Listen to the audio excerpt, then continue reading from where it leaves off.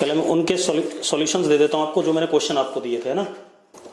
चलो सबसे पहले क्वेश्चन लेते हैं। दो वायर हैं A B and C D, ठीक है, इतनी बात। Each of length 1 metre carrying total charge 0.2 microcoulomb each are placed as shown in figure, ठीक है। And B and C are separated by 1 metre.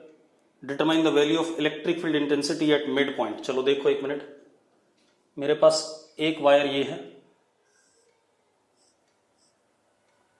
ठीक है, इसकी लेंथ 1 मीटर है,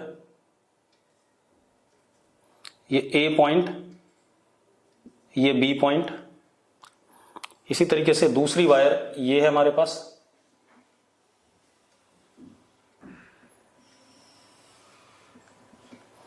सी डी, इसका लेंथ भी 1 मीटर, ठीक है, इतनी बात। मुझसे क्या पूछ रहा है, इस पे चार्ज, इस पे जो चार्ज है Q, it is 0.2 microcoulomb. Q मान लेते हैं, इस पे भी इतना ही है, Q is equal to 0.2 microcoulomb. Clear है इतनी बात। अब मुझसे क्या पूछ रहा है, इसके मिड पॉइंट पे, ये जो पॉइंट है मिड पॉइंट, ठीक है, इतनी बात। ये डिस्टेंस भी कितना है, टोटल 1 मीटर है, तो ये हाफ मीटर हो गया, और ये भी इधर क्या हो गया, हाफ मीटर हो गया, ठीक है, इतनी बात। इस पॉइंट पे इलेक्ट्रिक फील्ड बताना है, ठीक है, इतनी बात। आई कैप और जे कैप के फॉर्म में, this is what X axis and this is what Y axis. X axis और Y axis I cap J cap के टर्म में बता देते हैं, कोई दिक्कत नहीं। अब आप एक काम करो, सबसे पहले इसकी वजह से इलेक्ट्रिक फील्ड यहां निकालते हैं। जरा देखो, इस पे अगर मैं यहां पर छोटा सा डी क्यू पकड़ता हूं, ठीक है, इतनी बात, और ये डिस्टेंस x मानता हूं बेटा, कितना मानता हूं, x, ठीक है। तो चलो इस वायर का lambda is q upon what 1, यानी कि लेमडा की वैल्यू क्या हो गई, 0.2 माइक्रोकूलम पर मीटर, ठीक है। अब जो dq होगा इसके ऊपर, दैट वुड बी लेमडा, ये छोटा सा dx, तो dq will be lambda into dx। अब अगर मैं इलेक्ट्रिक फील्ड इस जगह पर देखूं, इसकी वजह से, इस छोटे से dq क्या हो जाएगा, de हो जाएगा। अगले dq की वजह से भी क्या हो जाएगा, de हो जाएगा। अगले की वजह से de1 कह देते हैं बेटा, अगले की वजह से भी de1, इसी डायरेक्शन में, इसी डायरेक्शन में। तो E1 due to this wire, one wire, will be integration of what, de1 in x direction, ठीक है। अब जरा देखो de1 कितना होगा, de1 is k dq upon distance, देखो x प्लस हाफ, तो x प्लस हाफ का होल स्क्वायर, ठीक है। यानी कि de1 is k lambda dx upon x plus half का होल स्क्वायर, ठीक है। अब आप एक काम करो, E1 इज इक्वल टू, देखो k कांस्टेंट है बाहर, लेमडा कांस्टेंट है बाहर, integration dx upon x plus half का होल स्क्वायर। x की लिमिट कहां से, 0 से लेकर के कहां तक, 1 तक, तो 0 से लेकर के 1 तक, ठीक है। लेमडा की वैल्यू बाद में डाल लेंगे बेटा, ठीक है, इतनी बात। चलो E1 कितना आ गया, minus k lambda 1 upon x plus half, ये आ जाएगा 0 टू व्हाट 1। अब de1 का इंटीग्रेशन तो आएगा E1 कितना आ गया, k लेमडा, एक बार हम क्या डाल दें, यहाँ 1 डाल दें माइनस साइन के साथ में, ठीक है, इतनी बात। तो 1 डालेंगे तो क्या आ जाएगा, 1 प्लस 1/2 कितना, 3/2, तो ऊपर कितना हो गया, 2/3, और एक बार 0 डालेंगे तो कितना आएगा, -2 आएगा, ये 0 डाल दो, तो 1 अपॉन 1/2 इज व्हाट 2, तो जरा देखो कितना आ गया, 6 -2 कितना 4, तो कितना आ गया, E1 इज कितना, k लेमडा 4/3, ये आ गया E1। अब इसको भूल जाते हैं थोड़ी देर के लिए, ठीक है। इस वाले को मैं अब मिटा सकता हूं, क्लियर है। ये मैंने इस वाली वायर की वजह से निकाल लिया इधर की तरफ electric field E1 x axis के अलोंग। इसको भूल जाओ बेटा आप थोड़ी देर के लिए, इस वाले की अब कोई जरूरत नहीं है।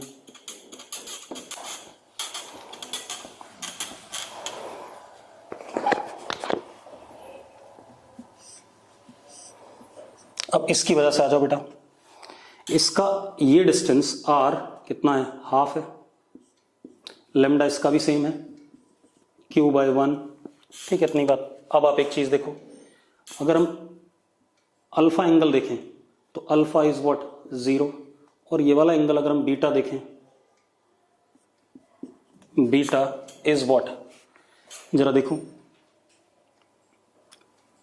साइन बीटा देखते हैं बेटा पहले। Sine beta is what, perpendicular upon hypotenuse, तो sine beta is perpendicular is what 1 and hypotenuse is what 1 का स्क्वायर प्लस हाफ के स्क्वायर का अंडर रूट, तो 1 प्लस 1/4 इज व्हाट, क्या कहते हैं 5/4, 5/4 का अंडर रूट कितना, √5/2, तो ये आ गया √5 और ऊपर 2 गया तो 2/√5 आ गया, ठीक है, इतनी बात। कॉस बीटा की बात करते हैं, cos beta is what, cos beta is how much, base 1/2 upon √5/2, तो √5/2 करोगे तो क्या आएगा 1/√5, ये आ गया हमारे पास। अब इलेक्ट्रिक फील्ड इसकी वजह से क्या होगी, एक तो E पैरेलल और एक क्या E परपेंडिकुलर। अब E parallel is 2k lambda upon r, r is what half, cos alpha minus cos beta, cos alpha यानी कॉस 0 1 माइनस कॉस बीटा 1/√5, ठीक है, इतनी बात। तो कितना हो गया, E parallel is 4k lambda 1 minus 1/√5। इसी तरीके से E perpendicular is what 2k lambda upon r 1/2, ठीक है। Sine alpha plus sine beta, तो sine alpha is 0 and sine beta is what 2/√5। देखो जरा बेटा, ये 2 से 2 कट गया, तो E perpendicular is 2k lambda upon √5, ये आ गया। चलो अब जरा देखते हैं, ये एक्स एक्सिस था हमारे पास, ये हमारे पास वाई एक्सिस, ठीक है।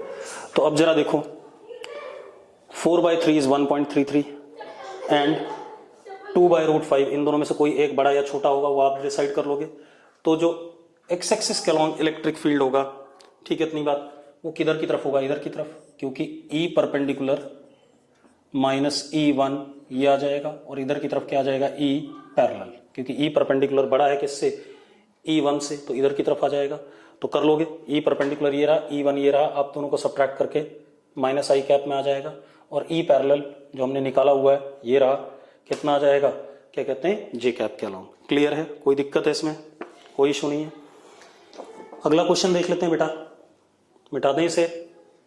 अगला क्वेश्चन बेटा देखो हमारे पास क्या है,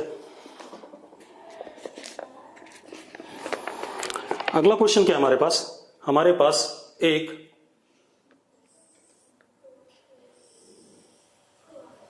सर्कुलर रिंग है, ठीक है, इतनी बात। टोटल चार्ज इसका Q दे रखा है हमें, ठीक है, इसका रेडियस कितना दे रखा है, A दे रखा है, यूनिफॉर्मली डिस्ट्रीब्यूटेड चार्ज है। अगर मैं इस वायर में छोटा सा ये पोर्शन DL हटा देता हूं, ये DL लेंथ मैंने काट दी, रिमूव कर दी, इतनी लेंथ, ठीक है। तो क्या बोल रहा है, इलेक्ट्रिक फील्ड सेंटर पे कितना होगा।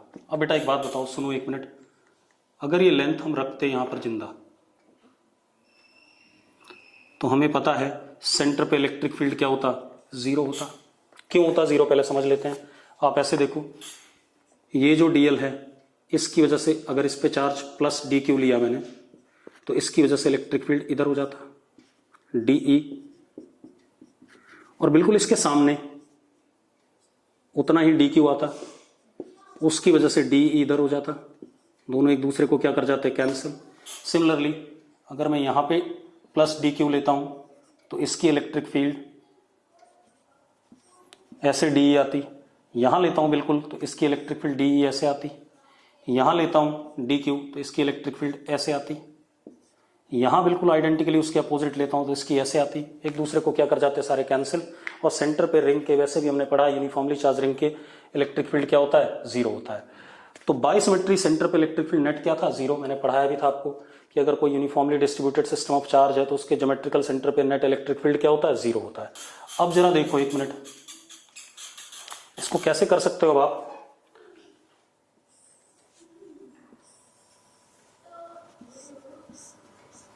आप, क्या करो, आपने डीएल रिमूव कर दिया मान लो, ठीक है। अब आपको सेंटर पे इलेक्ट्रिक फील्ड देखना है, तो इसके सामने वाला जो डी क्यू था, एक दूसरे को क्या करते थे, इलेक्ट्रिक फील्ड को कैंसिल आउट करते थे। अब ये यहां पर है नहीं, लेकिन बाकी तो है। इसकी इलेक्ट्रिक फील्ड इससे बैलेंस हो जाएगी, कैंसिल हो जाएगी, इसकी इलेक्ट्रिक फील्ड इससे कैंसिल हो जाएगी, ठीक है, इतनी बात। तो सिर्फ इसकी इलेक्ट्रिक फील्ड कैंसिल नहीं हो पाएगी, तो इस पे जो चार्ज होगा ये डीएल लेंथ है, ठीक है, इतनी बात। इस पे चार्ज कितना होगा, D Q. D Q is equal to, चलो पहले डी क्यू की बात बाद में करते हैं, पहले लेमडा देखते हैं। Lambda linear charge density Q upon 2 पाई ए, यही होगा कि नहीं होगा। अब D Q is lambda into what, D L, that is Q upon 2 pi A into what, D L. ये डी क्यू आ गया। अब ये जो डी क्यू आया, इसकी वजह से इलेक्ट्रिक फील्ड क्या होगा, पॉजिटिव है तो बाहर की तरफ होगा, डीई, या यही इतनी इलेक्ट्रिक फील्ड होगी, बाकी सबकी कैंसिल होगा एक दूसरे से। तो E is equal to what, K D Q upon what, A square, ये आएगा। जिधर की तरफ ओपनिंग है उधर की तरफ डायरेक्टेड होगा इलेक्ट्रिक फील्ड, और मैग्नीट्यूड में इतना होगा, कितना, के D Q is what, Q upon 2 पाई ए और ए स्क्वायर, ए क्यूब, एक ये वाला ए स्क्वायर और एक ये A cube into what, D L, this would be what, electric field. ये हो गया हमारे पास, क्लियर है। इसके बाद एक और चीज देखते हैं बेटा, इसी में मिटा दें इसे, एक और देख लेते हैं। हमारे पास एक इन्फिनिट वायर थी, यहां पर सेमी सर्कल में घुमा दी हमने,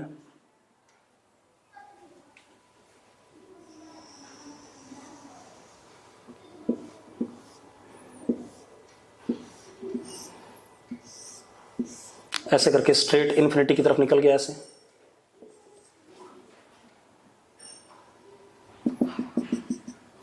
ये मान लो हमारे पास क्या आ गया, सेमी सर्कल वाला पोर्शन।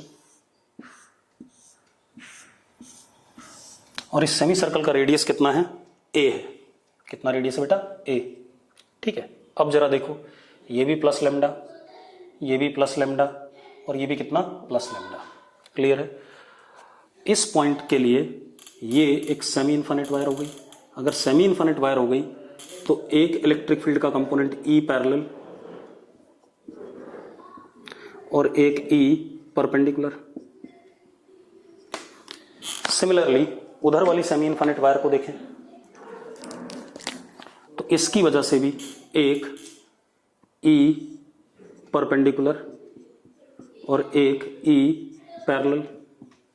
तो परपेंडिकुलर कंपोनेंट दोनों के एक दूसरे के क्या कर रहे हैं, कैंसिल आउट। पैरेलल वाले दोनों क्या हो रहे हैं, ऐड हो रहे हैं, ठीक है। What is E parallel, E parallel देखो बेटा क्या होता था, k lambda upon r which is a, ठीक है। cos 0 माइनस cos 90, तो cos 90 तो क्या होता है, 0 होता है, cos 0 क्या होता है, 1 होता है, तो यही आ रहा है। तो नीचे की तरफ तो इन दोनों का क्या हो जाएगा, डबल हो जाएगा। अब ये बचा हमारे पास क्या, आर्क, ठीक है। क्या बचा, आर्क। आर्क की वजह से जो इलेक्ट्रिक फील्ड होती है सेंटर पे, वो एंगल बाइसेक्टर पे होती है, हमें पता है। ये आर्क की इलेक्ट्रिक फील्ड हो गई। ई परपेंडिकुलर तो एक दूसरे को क्या कर गए, कैंसिल आउट कर गए। आर्क की इलेक्ट्रिक फील्ड,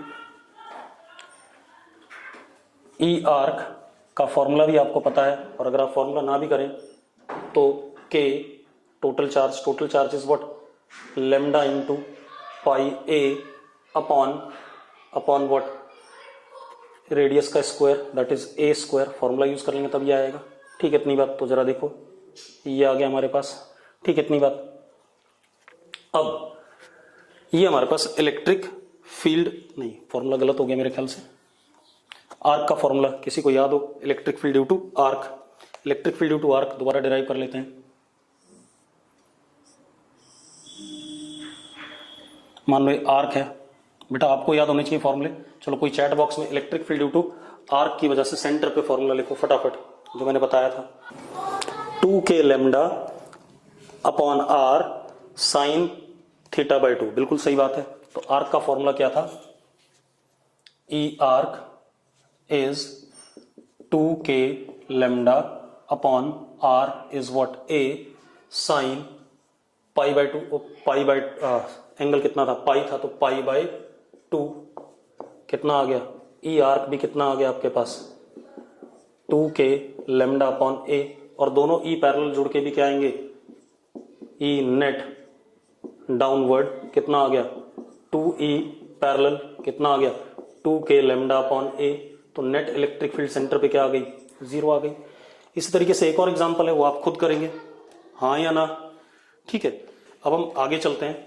ठीक है, हम कर रहे थे पोटेंशियल निकालना था हमें, ठीक है, सिस्टम्स की वजह से, तो उसकी बात कर लेते हैं। चलो अब आते हैं आज के लेक्चर पे। चलो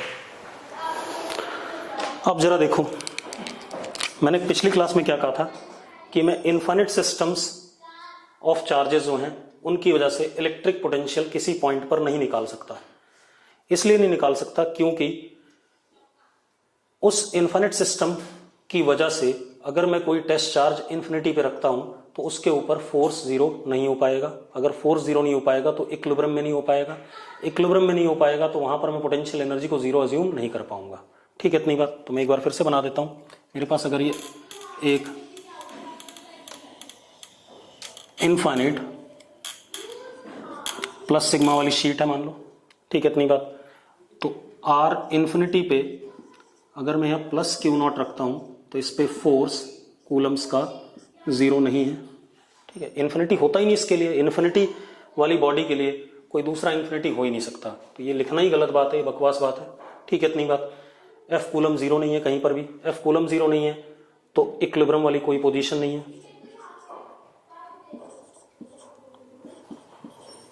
कोई इक्विलिब्रियम पोजीशन नहीं है। तो हमारे पास u is not 0 anywhere, हम कहीं अज्यूम भी नहीं कर पाएंगे। ठीक है, और हम अगर अज्यूम नहीं कर पाएंगे तो पोटेंशियल एट आर की डेफिनेशन क्या थी? माइनस dwc इंटीग्रेशन इन्फिनिटी से किसी भी पॉइंट पे अपॉन क्यू नॉट, और ये किसके बराबर था? u at r minus u at infinity upon q naught. ये चीज नॉट डिफाइंड है, इसके बारे में हम कुछ कह ही नहीं पा रहे हैं। तो अगर हमें ये नहीं पता है तो मैं कभी भी वी आर नहीं निकाल पाऊंगा। ठीक है, इतनी बात। तो अब हम करेंगे क्या? तो ऐसे सिस्टम के लिए बेटा, ठीक है, ऐसे सिस्टम के लिए हम एब्सोल्यूट पोटेंशियल नहीं निकाल सकते। किसी भी इनफाइनाइट सिस्टम के लिए हम क्या निकालेंगे? Potential difference. तो क्या कहानी है हमारे पास? देखो, जो हमारी डेफिनेशन है पोटेंशियल की V एट आर, वो क्या है? Minus dw conservative upon q naught infinity से किसी भी पोजीशन r पे। This is also equal to u at r minus u at infinity upon q naught. यही है या नहीं? ठीक है, इतनी बात। For finite system of charge, for finite system of charge we can calculate, we know, we have assumed, we can calculate नहीं, we have assumed u at infinity to be 0, therefore we can calculate V at R। किसके लिए? Finite system के लिए। ठीक है, इतनी बात। For मतलब हम एब्सोल्यूट पोटेंशियल कैलकुलेट कर सकते हैं फाइनाइट सिस्टम के लिए, absolute potential finite system of charge के लिए। लेकिन for infinite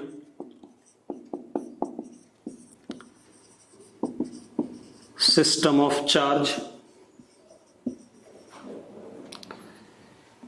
u at infinity is not known, हमें पता ही नहीं होता, नॉट नोन। क्यों? क्योंकि हमें कोई भी पॉइंट ऐसा नहीं मिलता जहां पर इक्विलिब्रियम आए टेस्ट चार्ज पे, तो u at infinity is not known, therefore we can not calculate v at r, that is absolute potential due to infinite system of charge. For infinite system of charge, u at infinity is not known, therefore we cannot calculate absolute potential due to infinite system of charge. ये clear हो गया? ठीक है। अब तो हम calculate क्या करेंगे? हाँ, एक चीज जरूर है, हम potential difference V final minus V initial can be minus DW conservative R initial से R final upon Q naught U R final minus UR initial upon Q naught, दोनों के लिए डिफाइन कर सकते हैं। ठीक है, we can define potential difference, हाँ रिपीट ही कर रहा हूं, we can define potential difference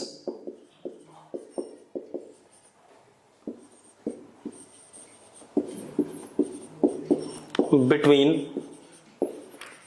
any two points in space for any type of charge system, चाहे वो फाइनाइट हो चाहे इनफाइनाइट हो, कोई फर्क नहीं पड़ता है।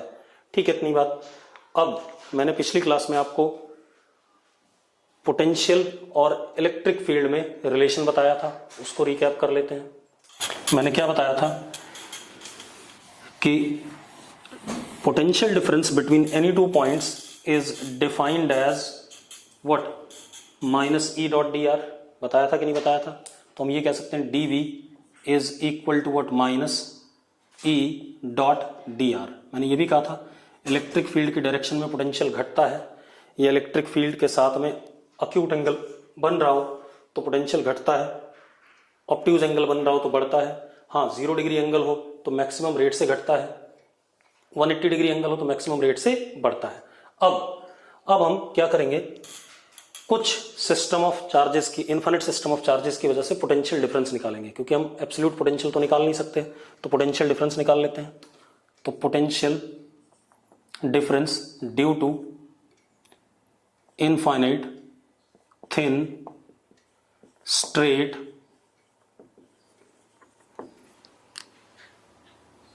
यूनिफॉर्मली चार्ज्ड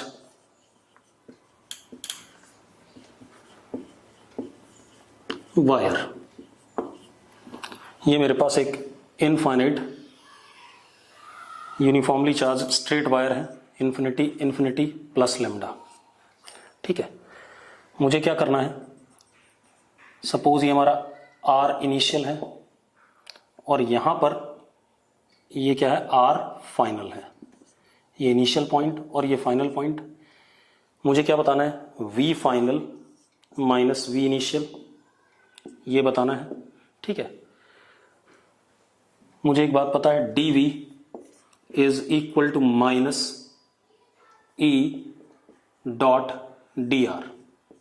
अब एक और चीज बेटा, क्योंकि इलेक्ट्रिक फील्ड कंजर्वेटिव है तो किसी भी रास्ते से मैं इनिशियल से फाइनल आऊं, पोटेंशियल डिफरेंस को या पोटेंशियल एनर्जी को कोई फर्क नहीं पड़ेगा। मैंने आपको डिस्कस करा हुआ ये बात। ठीक है, अब आप एक काम करो बेटा, हम इनिशियल से फाइनल आ रहे हैं, किसी मोमेंट पे मान लो ये आर है तो इलेक्ट्रिक फील्ड रेडियली आउटवर्ड होगा ई, और ये हमारा छोटा सा क्या है, डी एक्स वेक्टर है। ठीक है, कर सकते हैं ऐसा। अब ये एंगल कितना हमारा, थीटा। ठीक है, अब जरा देखो बेटा, v final minus v initial, मैंने इंटीग्रेशन कर दिया, माइनस e डॉट dx, ठीक है इतनी बात, e dot dx, r initial से r फाइनल। ठीक है बेटा, अब एक चीज देखो, हार्दिक ने मुझसे एक बात बोली थी कि सर मुझे प्लस माइनस साइन समझ नहीं आया। तो बेटा आपको प्लस माइनस साइन दो बार नहीं लेना है, एक बात ध्यान रखना।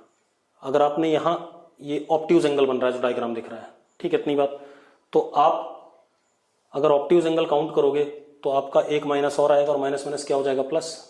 ठीक है, वो गलत बात है। आपको अगर आपने माइनस बाहर लगा रखा है तो आप ऑब्ट्यूज एंगल का साइन कंसिडर नहीं करेंगे, और अगर आप इस माइनस को हटा दो तो आप ऑब्ट्यूज एंगल का माइनस साइन जरूर कंसिडर करेंगे। क्लियर इतनी बात? तो एक ही बार माइनस साइन कंसिडर करना है।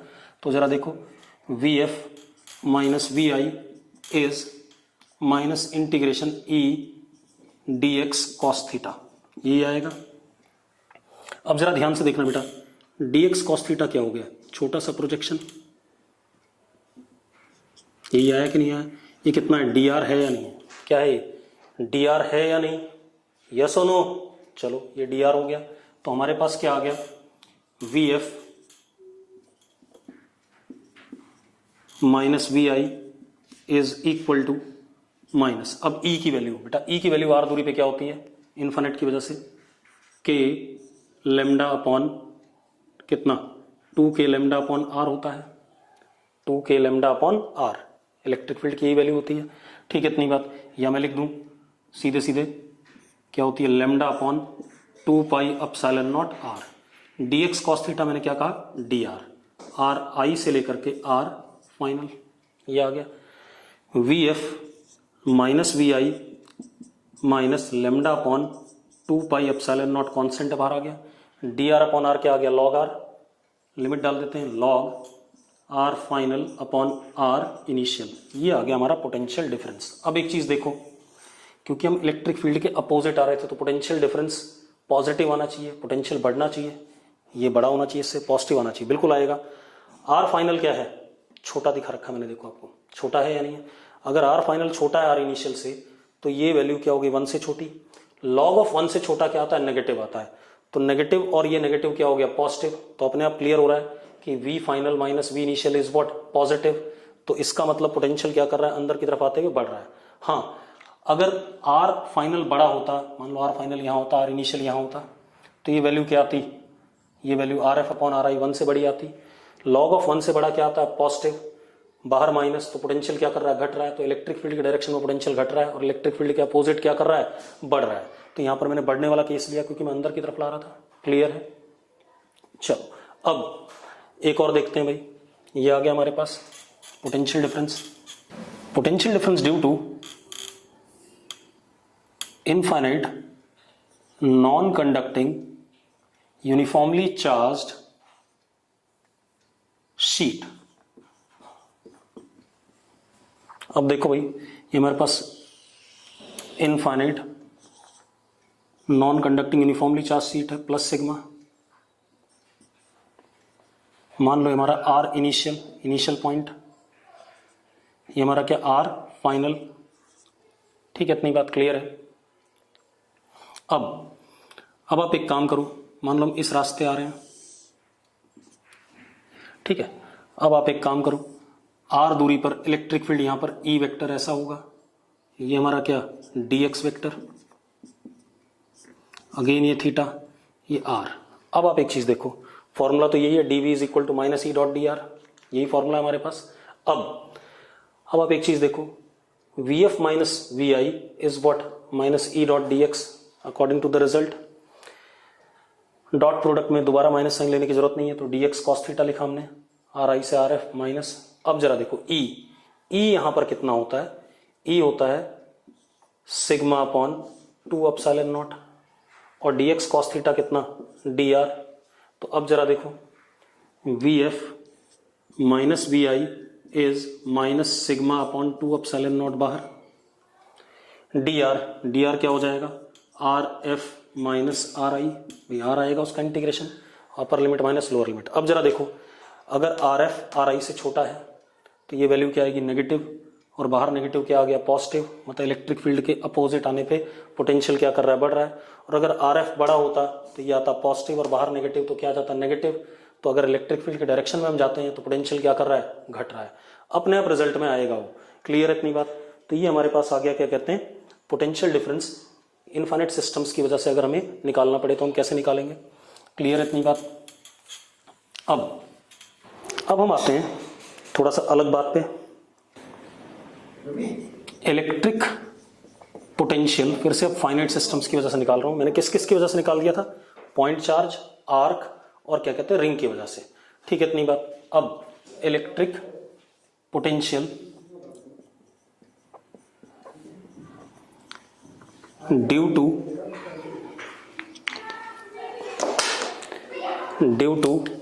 कंडक्टिंग चार्ज्ड या due to charged conducting sphere, due to charged conducting sphere. ठीक है, electric potential due to charged conducting sphere. ठीक है, अब हमारे पास एक स्फीयर है, कंडक्टर है और कैसा है, चार्ज्ड है। ठीक है बेटा, कंडक्टर स्फेरिकल है और कैसा है, चार्ज्ड है। तो रेडियस इसका कितना, आर। हमने जो भी चार्ज दिया कहां पर आएगा, सरफेस पे, ये भी हमें पता है क्योंकि कंडक्टर है। कंडक्टर का सारा एक्सेस चार्ज कहां आता है, सरफेस पे। सपोज मैंने चार्ज प्लस क्यू दिया तो this will appear on surface of conductor. अब ये बात बताने की जरूरत नहीं है, आपको पता है, this will appear on surface of conductor. और कैसे, with uniform surface charge density, with uniform surface charge density. कैसे आएगा, with uniform surface charge density. क्यों, क्योंकि रेडियस ऑफ कर्वेचर हर जगह क्या है, सेम है। अब कुछ बातें मुझे जो पहले से पता है, मुझे एक बात और पता है, किसी भी x दूरी पे अंदर कंडक्टर के इलेक्ट्रिक फील्ड क्या होती है, जीरो। पढ़ा हुआ है मैंने, ये पढ़ाया आपको। और बाहर कितना होता है x दूरी पे, E, अगर पॉजिटिव चार्ज है रेडियली आउटवर्ड, कितना, E is k q upon x square. यही पढ़ा है कि नहीं पढ़ा है। अब हमें पोटेंशियल निकालना है बेटा। ठीक है इतनी बात। तो अब हम क्या करते हैं, सबसे पहले बाहर किसी पॉइंट पे पोटेंशियल निकाल लेते हैं। ठीक है, तो अब मुझे पता है ये फाइनाइट सिस्टम है। फाइनाइट सिस्टम है तो u at infinity is zero. u at infinity is what, zero. अब v at r is equal to u at r minus u at infinity upon what, q naught. यही है कि नहीं है, और ये चीज जीरो है। तो v at r is equal to u at r upon what, q naught. क्योंकि ये सारा चार्ज बाय सिमेट्री हम कहाँ मानते हैं, सेंटर पे। ठीक है इतनी बात। तो पोटेंशियल एनर्जी अगर मैं यहाँ टेस्ट चार्ज रखता हूँ q नॉट, तो पोटेंशियल एनर्जी कितनी हो जाएगी, k q not upon r, और ये q नॉट से q नॉट क्या कर जाएगा, कट जाएगा। तो v एट r बाहर किसी भी पॉइंट पे कितना आ गया, k q अपॉन r।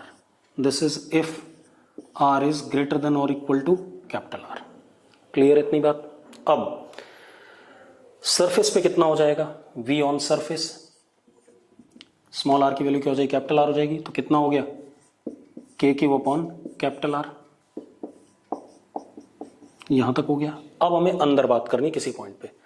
ठीक है, v at surface is k q upon r, ये हमें पता है।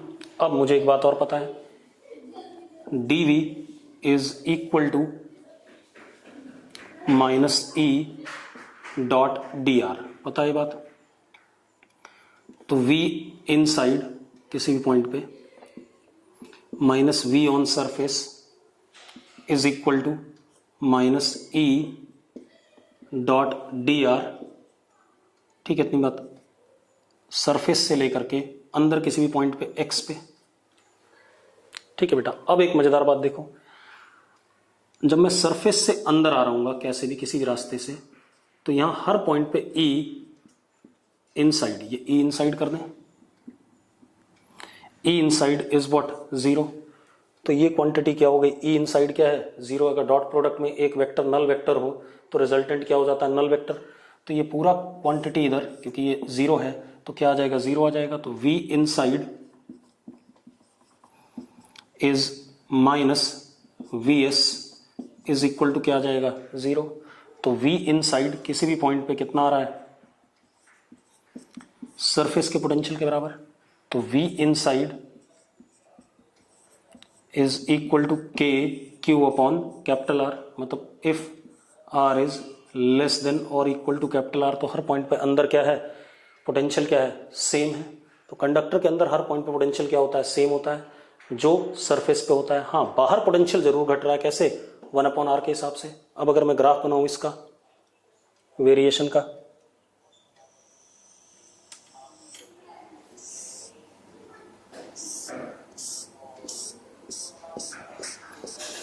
This is small r, this is V। तो जरा देखो,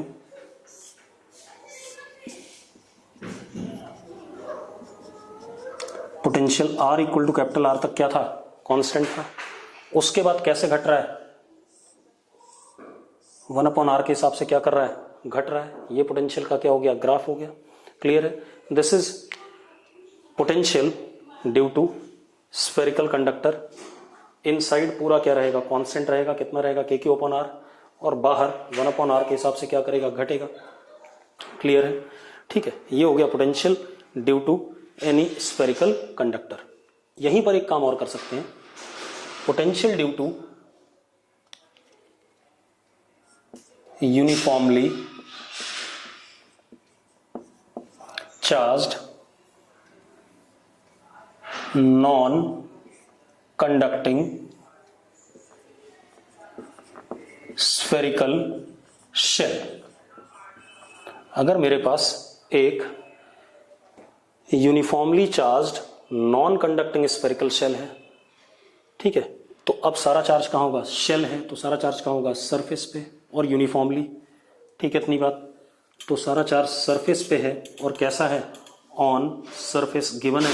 नॉन कंडक्टर में हमें देना पड़ता है चार्ज कैसा है, ऑन सरफेस दे रखा है, और कैसा है, यूनिफॉर्मली है।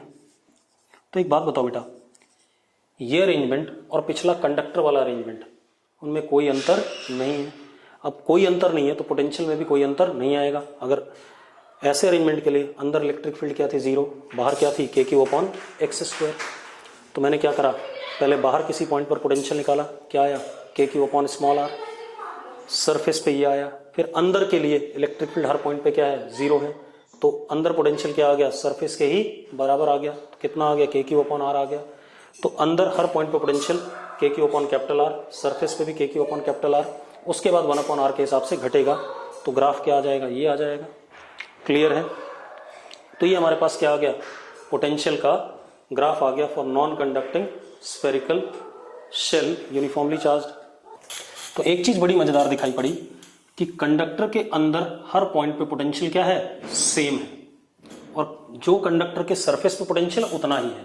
ठीक है, इसका भी हम अगले लेक्चर में यूज लेंगे। उससे पहले हम अगला टॉपिक, अगला पोटेंशियल निकाल लें। आप ऐसे देखो,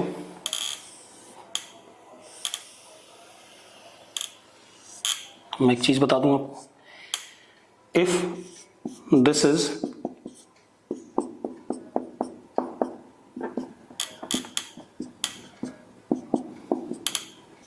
uniformly charged non conducting spherical shell और चार्ज्ड कंडक्टिंग स्फीयर, दोनों के लिए सेम रिजल्ट आया था।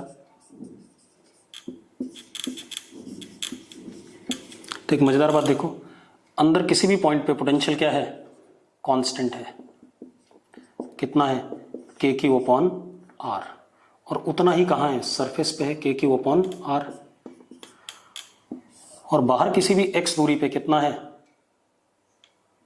v इज के क्यू अपॉन x। हाँ या ना, ये डिराइव करा हमने, ठीक है, इतनी बात। अब ये कहानी हमारे पास, ठीक है। तो अंदर हर पॉइंट पे पोटेंशियल क्या है, या बाहर अंदर r दूरी पे के क्यू अपॉन r हर पॉइंट पे, और बाहर r दूरी पे के क्यू अपॉन स्मॉल r। जब ये this is if r is greater than equal to capital R, और ये कब, if r is less than equal to capital R, ठीक है, इतनी बात, ये कहानी है। तो अंदर हर पॉइंट पे पोटेंशियल सेम है। इसका मतलब अगर कोई भी non conducting uniformly charge shell होगा तो उसके अंदर जो पोटेंशियल होगा वो शेल का टोटल के इंटू शेल का total charge upon radius of shell के बराबर होगा। क्लियर है बात मेरी, समझ लो। अगर ये uniformly charge non conducting shell है तो जो अंदर पोटेंशियल होगा वो k times total charge of the shell upon radius of shell के बराबर ही होगा। हमने कर लिया है। अब इसका एप्लीकेशन देखते हैं, और कंडक्टर के लिए भी यही है। कंडक्टर के अंदर हर पॉइंट पे पोटेंशियल कितना, के Q upon capital R, surface पे भी के क्यू अपॉन कैपिटल आर, और बाहर के Q upon small r, 1 upon r के हिसाब से घटेगा, ठीक है। चलो अब आ जाते हैं पोटेंशियल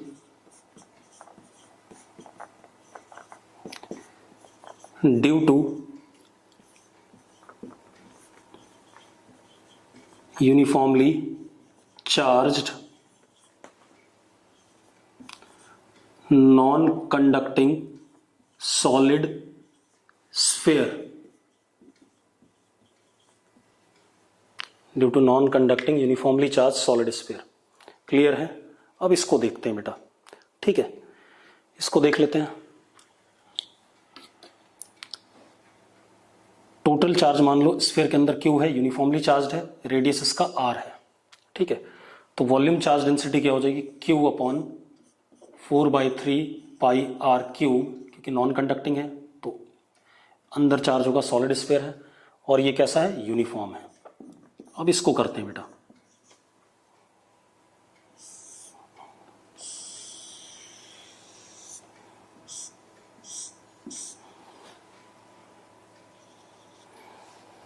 सबसे पहले मैं बाहर किसी पॉइंट पे देख लूं, आर दूरी पे। बाहर इस पॉइंट पे इलेक्ट्रिक फील्ड हमने इस सारे चार्ज को सेंटर पे पॉइंट चार्ज मान के निकाली थी, कितना था, E इज इक्वल टू के क्यू अपॉन आर स्क्वायर। तो पोटेंशियल भी हम, सारा चार्ज यूनिफॉर्मली डिस्ट्रीब्यूटेड है, सेंटर पे मान सकते हैं, सेंटर पे मान सकते हैं। तो पोटेंशियल इज के क्यू अपॉन स्मॉल आर। भाई पॉइंट चार्ज जैसा मान लिया सेंटर पे, पोटेंशियल क्या हो जाएगा, k Q upon small are, if are is greater than equal to capital r. Clear है भाई। सारा चार्ज यूनिफॉर्मली डिस्ट्रीब्यूटेड था तो उसको हमने कहाँ मान लिया था, सेंटर पे। सेंटर पे मान लिया तो पॉइंट चार्ज के फॉर्मूले लग जाएंगे। तो पॉइंट चार्ज का इलेक्ट्रिक फील्ड का फॉर्मूला लग जाएगा, पोटेंशियल का भी लग जाएगा। या तो पिछले वाले की तरह डिराइव कर लो जैसा अभी करा था कि V at r is equal to U at r minus U at infinity upon q naught, ठीक है, तब भी वही रिजल्ट आएगा, ठीक है। अब आप एक चीज देखो, अब मुझे कहीं पर अंदर आर दूरी पे बताना है, कहीं पर अंदर आर दूरी पर पोटेंशियल बताना है, ठीक है। हाँ, सरफेस का पोटेंशियल क्या हो जाएगा, आप यहीं से देखो, इसी फॉर्मूले में डाल देते हैं तो क्या आ जाएगा, k Q upon capital R आ जाएगा। अब ये कहानी है, अंदर किसी जगह पर आर दूरी पर पोटेंशियल बताना है V, ठीक है। अब आप एक काम करो बेटा, आप ऐसे देखो, क्योंकि हम सरफेस से मान लेते अंदर आ रहे हैं, तो किसी मोमेंट पे ये डिस्टेंस कितना था, x था। तो इलेक्ट्रिक फील्ड किधर की तरफ डायरेक्टेड होगा, ऐसे बाहर की तरफ, किसी भी रास्ते से उससे कोई फर्क पड़ता नहीं है, ऐसे होगा। और ये हमारा क्या, dx वेक्टर अंदर की तरफ, ठीक है। तो मैं कहां से आ रहा हूं, सरफेस से यहां पे आ रहा हूं, इस जगह से इस जगह पे। This is initial, this is what, final. Final दूरी कितनी, r है। अब एक बात बताओ, इलेक्ट्रिक फील्ड जो अंदर होता है x दूरी पे वो कितना होता है, k q x upon what, r cube, शायद पढ़ा है आपने। If x is less than equal to capital R, हमने पढ़ा हुआ है शायद, हमने इलेक्ट्रिक फील्ड डिराइव करी थी सॉलिड नॉन कंडक्टिंग, या रो x अपॉन 3 एप्सिलॉन नॉट, याद है। ठीक है, तो मैं के क्यू के टर्म में निकाल रहा हूँ। अब जरा देखो, हमें पता है माइनस या d we is equal to minus E dot d x, ये पता है हमें। चलो अब बेटा देखो, डी एक्स और ई वेक्टर के बीच में 180 डिग्री एंगल है, तो दो बार माइनस नहीं लेना है। अगर एक बार यहां माइनस ले लिया तो डॉट प्रोडक्ट वाला माइनस नहीं लोगे आप। तो D we is equal to minus के Q X upon are cube into what D X, यही करोगे आप, हाँ या ना। अब आप इंटीग्रेशन कर दो, v minus v at surface, ये इनिशियल और ये क्या है, फाइनल है, इज इक्वल टू माइनस के Q upon are cube, constant है बाहर आ गया, इंटीग्रेशन एक्स डी एक्स, कहां से कहां तक, आर से लेकर के स्मॉल आर तक, कैपिटल आर से लेकर के स्मॉल आर तक, ये कहानी आ गई। अब v minus v S is equal to minus के क्यू अपॉन आर क्यूब, क्या आएगा, एक्स स्क्वायर बाई 2 आएगा, तो क्या आ जाएगा 2 इधर, और यहां कितना r square minus capital r square, ऐसा लिख देंगे, कोई दिक्कत है इसमें।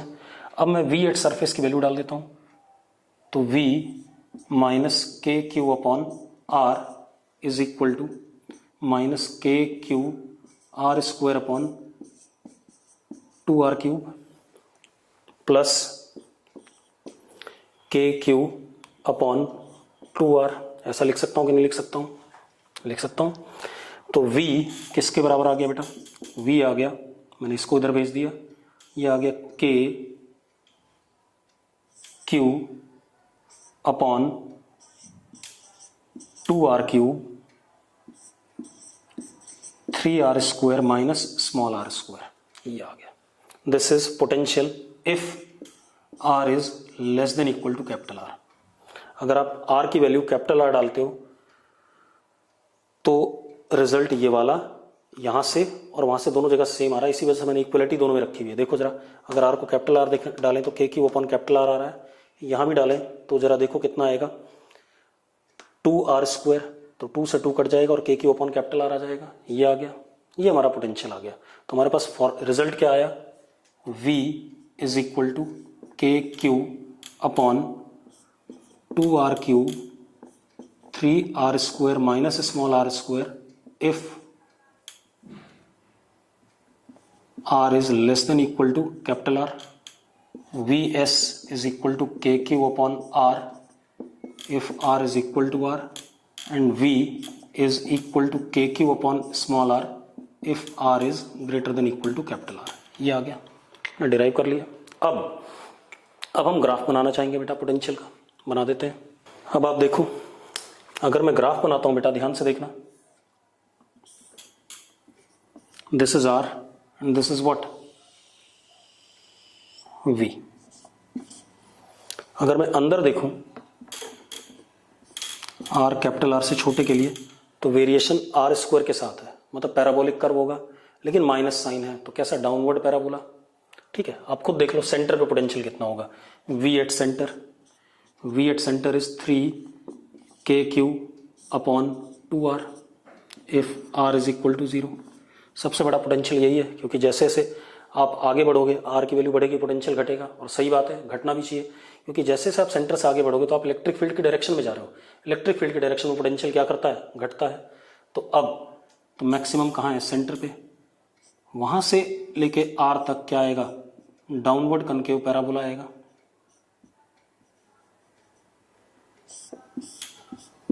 उसके बाद वेरिएशन क्या आएगा, चलो यहां पर क्या आ गया, 3 के क्यू अपॉन 2 आर, और ये सरफेस आ गया, सरफेस पे पोटेंशियल कितना, के क्यू अपॉन आर। उसके बाद पोटेंशियल 1 अपॉन आर के हिसाब से घट रहा है जैसा पहले था, ये ग्राफ बनेगा। क्लियर इतनी बात। तो ये हमारा पोटेंशियल हो गया due to non conducting uniformly charged solid sphere. ये दोनों डेरिवेशन, कंडक्टिंग स्फीयर की पोटेंशियल की और नॉन कंडक्टिंग स्फीयर की पोटेंशियल की डेरिवेशन बोर्ड के लिए इंपॉर्टेंट है, तो इसको बोर्ड के लिए भी आप करोगे। ठीक है, अब आज का लेक्चर यहीं रोक रहा हूं। ठीक है, पोटेंशियल पे अभी मैं आपको डीपीपी नहीं दूंगा, अगली क्लास कराने के बाद दूंगा। ठीक है, तो आप अपनी प्रीवियस डीपीपी पूरी करो, और टेस्ट में पोटेंशियल बिल्कुल नहीं आएगा, उससे पहले का इलेक्ट्रिक फील्ड तक सब आएगा, और पेपर का लेवल थोड़ा सा बढ़ा दूंगा। ठीक है, तो बी प्रिपेयर फॉर टेस्ट।